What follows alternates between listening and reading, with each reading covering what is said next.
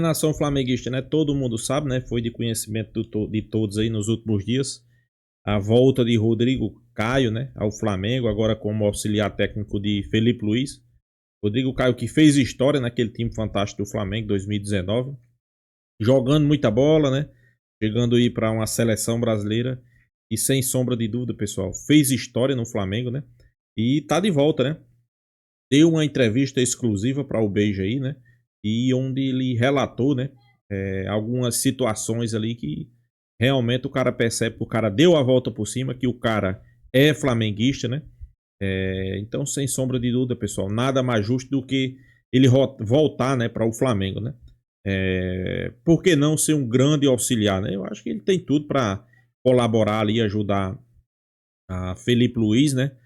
Comandar esse Flamengo, né? Sem sombra de dúvida. São dois caras que entendem de futebol. Rodrigo Caio, para mim, um dos melhores zagueiros que já passou no Flamengo. E olha que ele saiu chutado do São Paulo. Vocês vão, fiquem até o final que vocês vão se surpreender, né? Saiu chutado de São Paulo. Lá no São Paulo ele não tinha muita confiança, não tinha moral. Lá humilharam, vamos resumir, né? Humilharam o Rodrigo Caio e ele se transformou naquele ano o maior zagueiro do futebol brasileiro, né? É um zagueiro que em poucos times tinha, né? Ele fez uma dupla ali com Pablo Mari, que foi fantástico, né? Claro, sempre exaltando aí Jorge Jesus, né? Vamos acompanhar o vídeo aí pra gente entender, pessoal. Já quero aqui deixar créditos ao vídeo, né? O canal Benjamin Muxo, né? Link na descrição. Sem enrolação, vamos acompanhar o vídeo. No final deixa a minha opinião. Vamos lá. Aí eu tava esperando e tal, e aí eu te encontrei, você tava saindo sozinho num treino. Velho, você tava muito triste. Sim. Tipo, você tava arrasado, assim. E eu posso falar o que você falou pra mim no dia? Senão eu não falo. Não, pode falar. E eu peguei e falei assim, pô, Nicaio, tudo bem? Você falou assim, pô, precisam fazer isso comigo. Cara, porra, aquilo... Falei, nossa, velho, que coisa forte, porque acho que você estava treinando isolado, tipo, os caras tipo, colocaram de lado e tal. Falei, nossa, coisa triste, velho. E aí você foi pro Flamengo, falei, puta, que legal, cara. Mas eu acho que nem você imaginava que ia ser aquilo, né? Sim. Então foi uma puta volta por cima, né? Com certeza. Foi no meu último ano ali no São Paulo, né? 2018 foi um ano bem complicado. Eu tava ali cotado para ir para a Copa, estava brigando ali junto com o Jeromel e aí eu acabei tendo uma lesão no pé, acabei ficando um período fora e quando eu retornei acabei tendo alguns problemas com o atual treinador na época, que era o Aguirre, enfim. E aí foi bem difícil porque eu vinha de um momento muito feliz que eu estava ali brigando para ir para a Copa. Quando eu tive a lesão, retornei, não jogava, não tinha oportunidades e ali era um momento que eu me senti muito mal, porque eu sempre tentei dar o meu melhor, né, naquele momento ali pelo São Paulo. E tinha um tempo vestindo a camisa, eu era o jogador com mais jogos, enfim, mas aconteceu. Mas é o que eu sempre coloco na minha vida, né? São momentos que acontecem difíceis, às vezes a gente não entende o porquê, e logo em seguida as coisas se abriram de uma forma especial, que foi logo quando eu decidi sair do São Paulo, veio a oportunidade do Flamengo. A única exigência minha era de eu sair definitivo, não por empréstimo, e aconteceu tudo da melhor forma, fui para o Flamengo. E aí a história do Rodrigo foi escrita, né? Eu consegui realizar todos os meus sonhos. Claro que eu gostaria que fosse um pouco diferente a minha história no São Paulo, porque, como eu sempre disse, eu sou São Paulino, eu sempre tive o sonho de jogar no São Paulo e o meu sonho sempre foi ser campeão com a camisa do São Paulo e infelizmente eu não consegui. Ganhamos a Sul-Americana, mas eu não estava jogando e no Flamengo eu consegui realizar todos esses sonhos. Fui campeão, fui reconhecido, enfim, e ali foi uma história mágica, cara, onde a gente conseguiu construir não só um time vencedor, mas uma família, né? E eu acho que isso dentro do futebol não é fácil fazer o que o Flamengo fez. Como a gente estava conversando, a gente pode colocar em 81, quando o Flamengo ganhou tudo, e em 2019 vencemos o Brasileiro e a Libertadores de uma forma especial. E eu acho que ficou marcado, cara. E eu tenho um carinho e uma gratidão muito grande pro Flamengo, porque eles me receberam num momento difícil e dentro de campo eu pude, de alguma forma, demonstrar todo o meu potencial e o que eu sei fazer, que é jogar futebol. Mas deixa eu falar, você tem algum preparo emocional? Porque, Rodrigo, você tomou muita porrada, e porrada forte. E as porradas no futebol, elas são cruéis. As pessoas não medem as palavras, não estão preocupadas com nada, sabe? É às vezes uma coisa meio sanguinária. Sim. E, cara, se eu for falar aqui os casos de superação que você teve, a gente vai terminar o programa amanhã, 6 da tarde. Entendeu? Então eu te pergunto, você tinha algum trabalho emocional? Em algum momento você pensou em parar e largar tudo? Teve alguma vez que falou, quer saber, chega? Não, Benja, eu sempre tive esse sonho vivo dentro de mim, de ser um atleta de futebol. Então eu saí muito cedo de casa e eu aprendi a lidar com as dificuldades. Não tem nada mais difícil do que você sair com 12 anos de casa, longe da tua família, longe dos seus amigos, longe do que você gosta de fazer, quer brincar na rua, quer jogar seu futebol, suas brincadeiras, enfim, coisas naturais de uma criança. E então eu acabei me fortalecendo muito em cima disso, cara. Eu fui em busca do meu sonho e eu não ia deixar nada que atrapalhasse isso. E eu sempre coloquei isso na minha cabeça. Quando eu saí de casa, eu virei para meus pais e falei, eu não volto sem realizar o meu sonho e o sonho de vocês. Então, isso foi sempre algo fixo dentro da minha cabeça e independente do que acontecesse, as lesões, as dificuldades, o que acontece dentro do futebol, que nós que vivemos dentro do futebol, nós sabemos o quanto é sujo, o quanto muita coisa errada tem, mas você tem que se pautar pelo que você acredita e eu sempre fui um cara que não olhava para o lado, olhava só para o que eu O ambiente desejava. é sujo? Muito. Tem muita coisa errada e você tem que fazer o que você está disposto a fazer. E eu sempre fui dessa forma. Eu vi muitos meninos ficando pelo caminho porque não se concentrou no que tinha que fazer. E eu sempre fui muito focado, sempre acreditei muito em mim, independente das circunstâncias, e eu consegui chegar aonde eu sempre sonhei. Então, eu acho que passa muito por isso, Benja. Então, não adianta você ficar se lamentando quando as coisas acontecem, né? As maiores dificuldades minhas foram as lesões. Eu tive uma lesão com 15 anos que todo mundo falava que eu não voltaria mais a jogar. E eu acreditava, e eu sempre acreditei, e eu trabalhei para voltar, voltei a jogar, subi profissional, depois tive outras lesões. Então, assim, o que mais me atrapalhou, não atrapalhou porque eu construí uma carreira, mesmo em tantas dificuldades, vitoriosa. E eu Trabalhar com futebol? vou trabalhar com futebol. O quê? Vai fazer curso de Cara, técnico? eu fiz a licença B, né? Eu terminei a licença B. Eu não penso em ser treinador nesse primeiro momento, Benja, assim, mas eu quero trabalhar dentro do futebol. Eu quero fazer eu quero terminar eu quero fazer a licença A para me fechar. E depois tem a Pro, né, e que eu também tenho a vontade de fazer. Tem tempo para treinar, você não tem tempo para nada. Então, a dificuldade é muito grande, Benja. Como que você vai organizar um time? Então, bate primeiro nessa tecla. Beleza, mandaram ele embora. Você precisa trazer um treinador e dar tempo para ele trabalhar. O Jorge, você vai ter que dar tempo para ele, porque as ideias dele dependem disso. Depende de um tempo. Ele é bravo? Muito bravo. Então, e essa é a questão. Ele é um cara que vai na garganta. Eu tô fazendo uma entrevista aqui e o rapaz aqui tá falando, o treinador da seleção tem que ser o Jorge Jesus. Tô no meio da entrevista. Você conhece esse cara aqui, ó?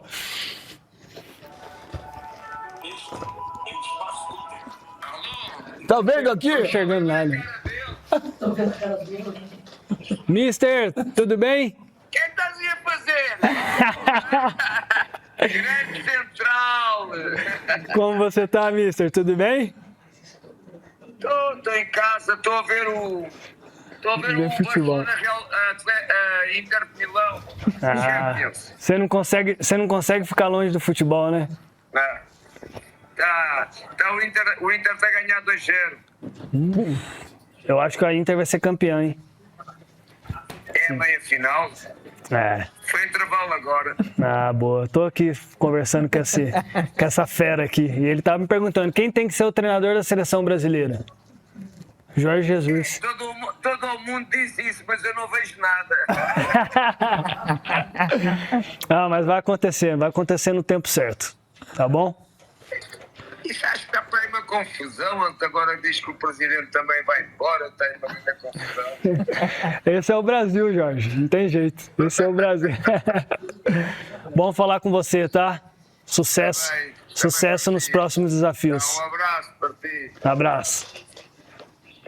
Jorge Jesus, sincero, né, pessoal? Todo mundo quer ele na seleção, né? Mas ele disse que até agora não vê nada, não enxerga nada, né? Muitos dizem que vai até azedar a questão aí de Ancelotti, né? Na seleção brasileira depois da saída de Edinaldo. Será, pessoal? Será que Jorge Jesus ainda pode ser o treinador da seleção brasileira? Não duvido, não tiver nenhum contrato assinado ainda, né? O novo presidente pode sim trazer Jorge Jesus, por que não? Olha, ele falou que você é muito bravo, hein? Falou, Jesus é bravo. Eu falei, comigo não, comigo ele é tranquilo. Valeu, Jesus. Um abraço. Tchau. Um abraço, beijo. Aqui quem sabe faz ao vivo, meu. Ah, esse cara é um fenômeno, Benjamin. Bem fenômeno. Eu digo que esse cara me fez ver o futebol de uma forma totalmente diferente. Eu sempre digo, em todas as entrevistas que eu tenho, todos os bate-papos, eu aprendi a jogar futebol depois de 2019, de verdade. É mesmo? De verdade mesmo, assim, de entender. Mas qual que é a diferença do Jesus para os treinadores que você teve? Cara, Na prática, no dia a dia, é tão o diferente. direcionamento que ele dá para a equipe, a forma como... É tudo claro, cara, é tudo claro. O que você tem que fazer, parte defensiva, o que eu aprendi de organização defensiva, dos movimentos, correr para frente, o momento certo de você dar um bote, de você quebrar a linha, o momento certo de você encurtar o campo. Então, assim, coisas, que fica muito fácil de você jogar. Então, nós saímos dos jogos com, assim, fala, cara, dá para jogar novamente, porque você estava tão sincronizado, você corria tão certo, que você acabava não se desgastando, né? Então, eu acredito que isso aí hoje é o futebol moderno, é o futebol que você tem que executar. E na Europa você vê muito. O Flamengo era um time europeu jogando no Brasil? Com certeza, com certeza.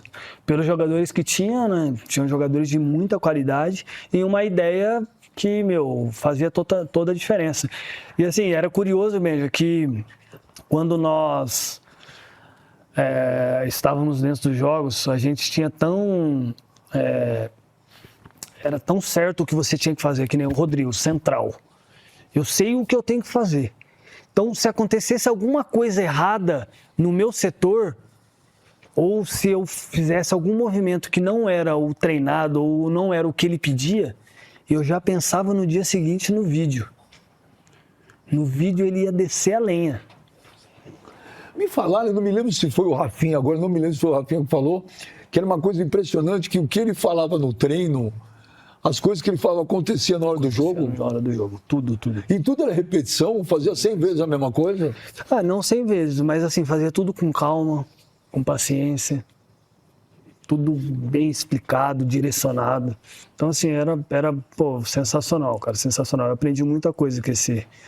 A gente chama ele de velhinho, né? Mas esse cara aí, chegava lá, o treino era 9 horas, a gente chegava, Benja, sentava lá, ele mandou fazer umas cadeiras dentro do campo, assim, perto do campo, na entrada do campo, umas cadeiras, assim, com um sombrite. Tipo numa piscina? Tipo cadeira de piscina? Não, cadeira tipo banco mesmo de vestiário mesmo, de você ficar sentado assim, ficava todo mundo sentado, tipo, tinha 8 cadeiras aqui, 8. Ficava todo mundo sentado, o time todo ali ficava conversando horas. Antes do treino. E ficava. Aí ele pegava o quadrinho dele lá e mostrava as coisas. E tipo, ele ficava trocando ideia junto também? Ficava junto, todo mundo conversando e tal. Aí a gente ia pro treino. Então assim, Sabe quando você ia com prazer, cara? Você ia mesmo assim, você falava assim, cara, vou desfrutar. Desfrutar da resenha, do bate-papo, e depois dentro de campo vou desfrutar. Aí ele fazíamos todo o treino e tal, aí saía do treino, sentava todo mundo no campo e ficava conversando. Cara. E ele também ficava? E ele também. Prazer de estar lá. Então, isso fez com que a gente construísse não só um time, como eu sempre digo, um time bom todo lugar tem, cara.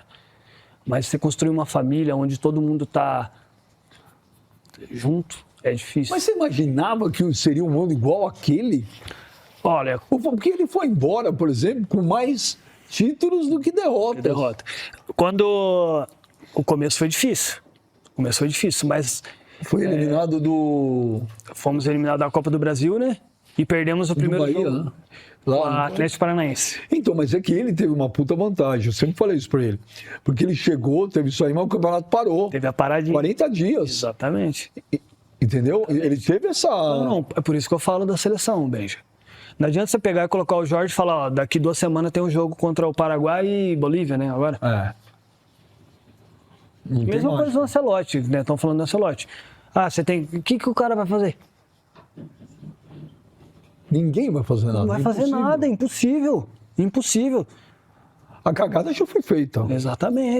Exatamente. Agora é você tampar os buracos. Mas assim, se você quer um planejamento, né? É porque assim, o que eu penso, Beijo, não que o nosso Brasil não tenha treinador competente, nós temos. Mas qual treinador vai ter um respaldo? Hoje? Eu acho que só ou o Ancelotti ou o Jorge Jesus. Então, treinador europeu. Eu acho. Treinador europeu. Que a imprensa vai dar um pouco mais de tranquilidade, né? Todo mundo. Vai descer a lenha? Vai, porque é da nossa cultura. Mas assim, que vai ter um pouco mais de tempo para trabalhar com calma, vai ser esses caras. Rodrigo, a tua primeira semana com ele foi como? Difícil. Foi punk? Foi punk. Não, nossa, tem histórias, Benja, que, meu Deus. Tipo o quê? Falar pra você que as 2 primeiras semanas eu queria, cara, pegar ele e dar-lhe um safanão, né? Por quê? Fala, o que aconteceu? Fala aí. Descia a lenha. E outra, quem jogava comigo era o Léo Duarte. Era mais novo do que eu, era moleque. Então a cobrança era só em cima de mim. Só em cima de mim. Então a gente ia pro treino, tudo que acontecia errado, ele vinha pra cima de mim. Cara, tem um lance, que isso aí eu lembro que cara, esse velhinho... Mas tipo, ele gritava e foda-se, caralho, está a dormir, pá, está a dormir. Foda-se, caralho, ele fala direto. A gente fazendo um trabalho reduzido, ele separou as linhas, tipo defesa com ataque, meio de campo e defesa lá. Então era por setores. Então ficava 3 zagueiros contra 3 atacantes, aí 3 volantes contra 3 volantes e meias, enfim, e zagueiro contra atacante. Aí veio uma bola, o cara meio que chutou, a bola pegou no pé do René e a bola veio rodando assim. A bola veio, eu fui só escorar pro... Não sei se era o Diego, o Diego Alves no gol e tal, eu fui escorar.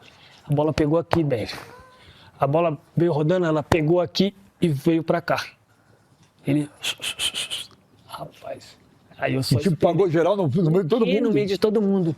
Foda-se, caralho. Você tá a jogar PlayStation, pá? Aqui é futebol real. Foi à frente de todo mundo, cara.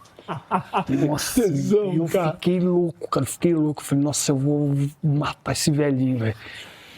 Aí, beleza, aí você segura, você vai fazer o quê? Você tá errado? Mas ele era tão... O Ilharão também, né? Teve um treino aí. O Ilharão, quando o Pablo chegou, o Pablo Mari. Nossa, era... Sofreu na mão dele? Sofreu. Nos vídeos era só o Pablo. Não, mas ele esculachava. Mas assim, cara, a gente encarou isso como... Também assim, o jogador, ele... Claro que você tem que saber lidar, né? O treinador tem que saber lidar e ele era um cara muito inteligente porque dava uma paulada... E depois alisava. Depois ele já vinha, ele já esquecia, que nem nesse dia. Aí acabou o treino e tal, ele foi lá no... Eu tava dentro da fisioterapia, fazendo massagem e tal, ele veio com o quadrinho... Aí sentou na cadeira comigo, ó. sem falar nada do que tinha acontecido. Falar sobre outros assuntos da parte defensiva. Ó, quero que você faz isso, isso, isso. Ó. Você entender o momento de você saltar, o momento de você... Então, assim, ele sabia lidar muito bem com as situações. E aí você ia embora do Ninho do Urubu, já não estava nem tão puto. Exatamente, você já tinha esquecido o que tinha acontecido. Porque você via que era o jeito dele. O português, ele tem um jeito mais ríspido, né? O Abel também é assim, né? É o jeito dele, não é porque ele quer ou porque ele não gosta, não, é o jeito dele. Mas assim, foi um grande aprendizado como jogador, como de você se controlar também. E uma coisa que é fundamental, Benji, eu acho que para a nossa vida, ser confrontado. Quem te confronta? Né? Quem te confronta dentro da tua profissão? E o cara que gosta de você, que realmente gosta, é o cara que fala real. Exato. E é o cara que fala não. Exato. Porque tapinha nas costas... Todo mundo faz. Todo mundo faz. Só que você não está ajudando em nada, pelo contrário. Você está incentivando o cara a fazer só cometer erro. Exatamente. Nação flamenguista. Rodrigo Caio desabafando aí, né? Falando coisas que ninguém nunca tinha falado, né? Isso aí, pessoal. Isso aí que ele falou aí. Alguns pontos a gente vai debater aqui e é importantíssimo, né? Primeiro que ele saiu chutado do São Paulo, né? Isso aí é uma realidade, né? Chegou no Flamengo. Muitos diziam que ele não ia dar certo e se tornou um dos maiores zagueiros do Flamengo, né? Mas vamos aqui também deixar os méritos, né? Como ele mesmo reconhece aí, né? Para Jorge Jesus, né? Jorge Jesus, pessoal, ele consegue transformar um jogador simples num jogador bom. Ele consegue transformar um jogador bom em um jogador excelente. É um fato. Pra você ter noção, muitos jogadores daquele que teve no Flamengo, né? Que ganhou o mundo, né? Muitos deles eram bons jogadores e ele do Flamengo era ótimo. Tinha muitos, né? E aí você tira, quando você vai comparar um treinador brasileiro com um treinador europeu, a diferença, né? O cara cobra. Um exemplo. Citou o exemplo aí daquele lance de cabeça, né? Que ele foi em cima ali, maltratou. Mas depois foi lá, né? Um treinador brasileiro nunca faz isso. O treinador brasileiro pode parar o jogo, começar a bola de novo. Nunca que ele vai reclamar, nunca vai dizer que tá certo. Você vê muitas vezes os treinadores brasileiros, o jogador erra e o treinador brasileiro fica calado. Vocês lembram aquela situação de Ranieri, né? Ranieri, aquele jogador do Flamengo. Jovem foi dar um passe de letra lá, errou. Quando foi no intervalo, Jorge Jesus foi com o dedo na cara dele. E foi dizer como era, né? Então, pessoal, é dessas e outras aí que a diferença de um treinador europeu. É dessas e outras aí que o torcedor flamenguista nunca vai esquecer Jorge Jesus, né? E a mídia também não vai esquecer. Muitos fazem comparação com ele e com Abel Ferreira. Para mim, a única comparação que a gente pode fazer é porque eles dois são europeus, os dois são portugueses. Mais nada. Estilo de jogo totalmente diferente. Abel Ferreira é aquele cara retranqueiro que no final olha só para o resultado e joga pela uma bola. Já Jorge Jesus não é esse treinador. É um time que ataca, time que marca pressão. Se reclamou, ele cai em cima, brigando. Então, pessoal, é totalmente diferente, né? Eu não sei porquê. Ainda fizeram, né, campanhas aí para levar Abel Ferreira para uma seleção brasileira. É a mesma coisa de ter Tite, de ter Mano Menezes. Mesma coisa. Claro, quando você vai... qual é o currículo que coloca Abel Ferreira na seleção brasileira? Simplesmente só um.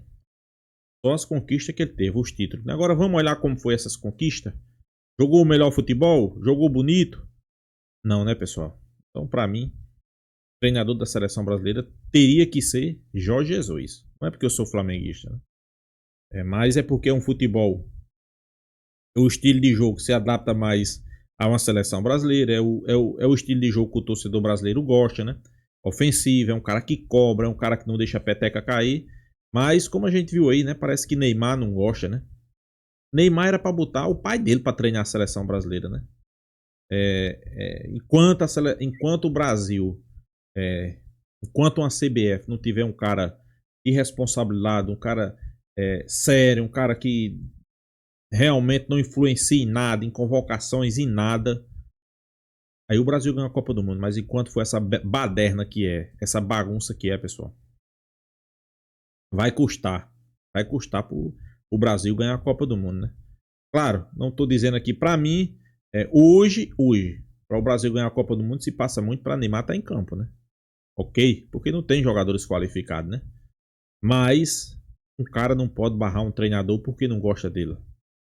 Ele que faça por onde ir, faça por onde jogar, né? Mas futebol brasileiro é como o Rodrigo Caio viu aí, fez a chamada aí para Jorge Jesus e disse, né? Jorge Jesus disse que todo mundo tá pedindo ele na seleção, mas até agora nada, né? E será que depois da saída de Edinaldo, será que eles voltam atrás? Deixa Carlos Ancelotti de lado? Aí seria um mico, né? Então é isso, pessoal. Deixa sua opinião aí, se inscreva no canal FlaTube e até a próxima, pessoal.